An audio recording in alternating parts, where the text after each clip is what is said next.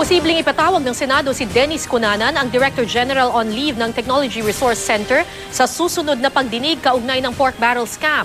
Sina Senador Jinggoy Estrada at Bong Revilla naman itinanggi nakakilala nila at nakausap nila noon si Cunanan. Nakatutok si Ruth Cabal. Gusto nang marinig ng mga senador ang anumang sasabihin ni Dennis Cunanan, ang nakalive na Director General ng Technology Resource Center o TRC. Dahil isa ang TRC na pinagdaanan ng Pork Barrel Fund ng mga mambabatas bago inilagak sa mga questionabling NGO.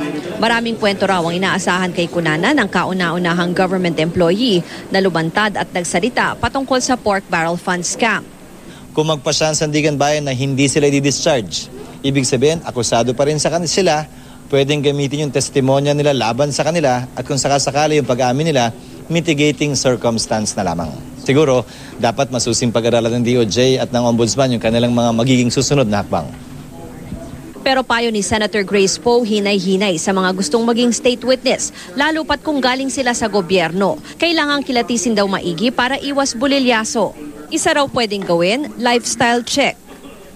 To discourage also possible na mga kasama sa gobyerno na isipin nila pag magsumbong kami later on, kami maaabsuelto naman. Mahirap kasing paniwalaan na pinayagan mo ang ganon kalaking anomalya na tapos sasabihin mo, hindi, pero wala naman ako dyan, no? Sa affidavit ni Cunanan, sinabi nitong nakausap niya mismo sa telepono sina Senator Jinggoy Estrada at Bong Revilla para raw mag-follow up tungkol sa pag-release ng cheque nilang nilagak sa mga pinili nilang NGO. Karamihan sa mga NGO pag-aari ni Janet Lim Napoles. Tinanggi ni Revilla at Estrada ang kwento ni Cunanan.